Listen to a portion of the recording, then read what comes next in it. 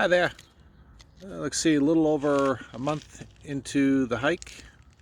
Currently at mile 558, which is near Tehachapi, California. First 30 days were pretty cool. A lot of snow. 21 out of the first 30 days were spent either hiking in the snow or at least partially in the snow. One other bypass to talk about. Had to walk around Bald Powell, which is like a 9,000 footer. That was a couple weeks ago. And walked down a section of closed park road known as Route 2, which was kind of cool. There was a lot of rock slides, avalanches and stuff down onto that road, so it was closed for the winter. So there were sections of road where there was probably 20 feet of snow on the road. Then there were sections where there was, it was bare on the road, but for the most part it was pretty well covered up. The last week or so I've been hiking through the Mojave Desert section, which started out with a stop at Hikertown, which is a pretty cool little hiker spot.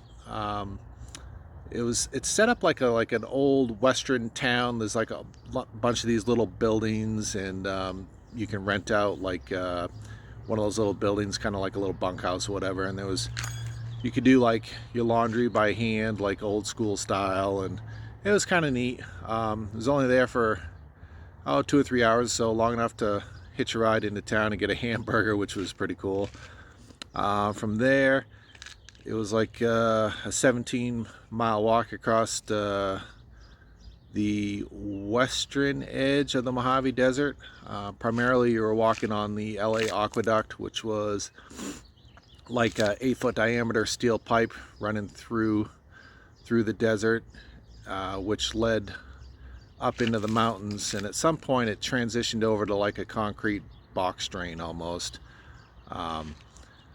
Obviously no water through that section, and that was kind of a long hot day. I think that day ended at like 9 o'clock at night, but pretty cool section.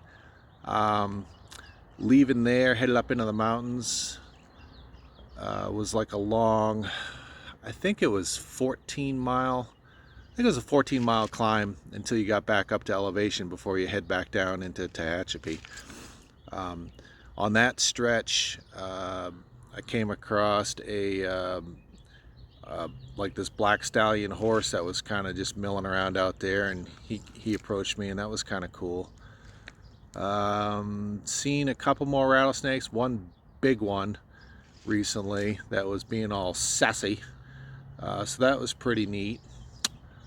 Let's see, you got the Sierras coming up in about a week or so. The first 140 miles of the Sierra mountain chain is going to be above 8,000 feet, a lot of 10 to 12,000 feet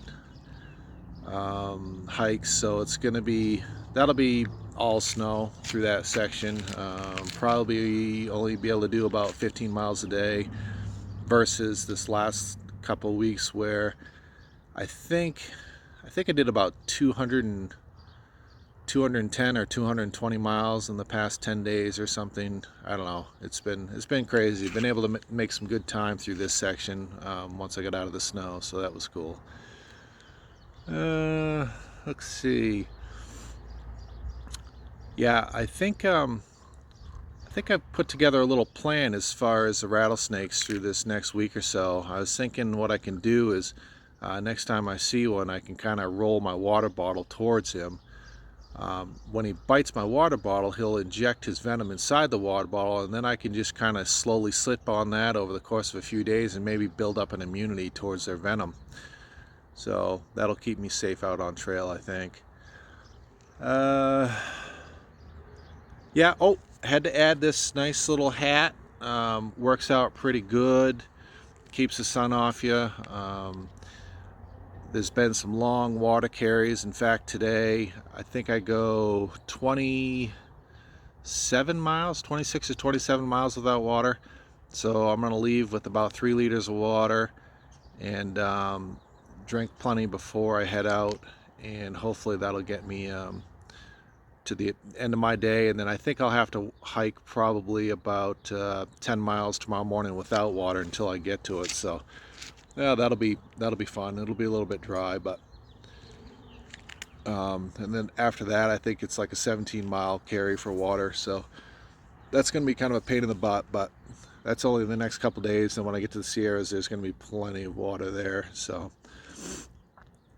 going to be a lot of reroutes probably. Not really sure how that's all going to pan out.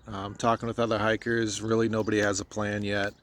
I know there's some people planning on starting out on May 1st and kind of blazing a trail, so probably get some feedback from them and determine what the best course of action for me is. So all right, stay tuned, and probably next video will be after I get into the Sierras and kind of figure out some of that stuff. So all right, bye.